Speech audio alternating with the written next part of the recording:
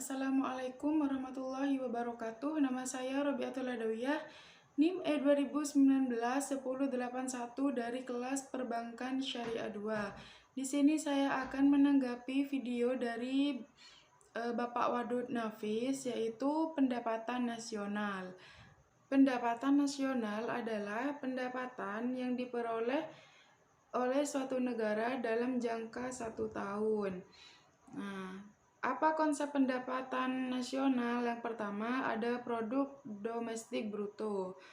Domestik bruto merupakan perhitungan atau nilai suatu barang maupun jasa dari suatu wilayah dalam jangka 1 tahun, seperti produksi wilayah Jawa Timur, Sulawesi, dan Kalimantan, dan lain-lain. Yang kedua, produk nasional negara merupakan penghasilan atau nilai suatu barang maupun jasa yang mencakup satu wilayah dengan jangka 1 tahun.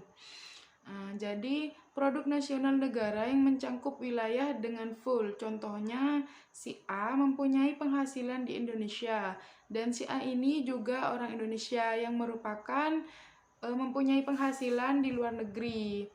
Jadi, persamaan yang berlaku pada pendapatan warga negara Indonesia dalam negeri ditambah pendapatan warga negara Indonesia luar negeri dikurangi pendapatan asing.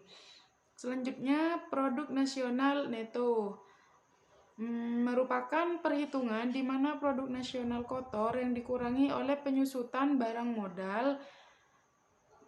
Pendapatan nasional neto yang dihitung menurut jumlah jasa yang diterima oleh masyarakat sebagai penggiring faktor produksi.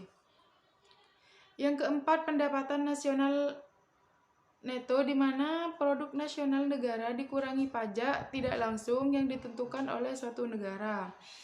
Selanjutnya, pendapatan seorangan merupakan pendapatan yang diperoleh oleh masyarakat tanpa melakukan kegiatan apapun, contohnya seperti gaji.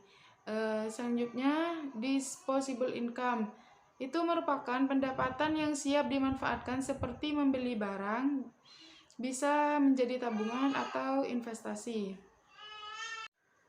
Selanjutnya, manfaat perhitungan pendapatan nasional ada 3. Yang pertama, mengetahui tingkat kemakmuran suatu negara.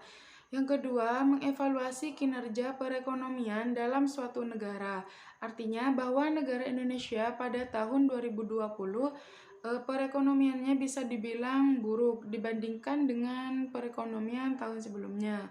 Nah, yang ketiga, mengukur perubahan perekonomian suatu negara berkala. Selanjutnya, perspektif ekonomi dalam Islam. Yang pertama itu ada pendapatan nasional harus dapat mengukur penyebaran pendapatan individu rumah tangga. Yang kedua, pendapatan nasional harus dapat mengukur produksi sektor pedesaan. Yang ketiga, pendapatan nasional harus dapat mengukur kesejahteraan ekonomi Islam. Yang terakhir, sumber-sumber pendapatan nasional dalam Islam. Yang pertama ada ghaimah atau harta perang yang didapat ketika kita dulu memenangkan peperangan. Yang kedua ada sedekah, yang ketiga infak, yang keempat ada zakat, yang kelima ada urs, yang keenam jizah, yang ketujuh kharaj, yang kedelapan pajak tambang dan harta karun, yang 9 wakaf. Sekian penjelasan dari saya, kurang lebihnya mohon maaf. Wabillahi taufik wal hidayah. Wassalamualaikum warahmatullahi wabarakatuh.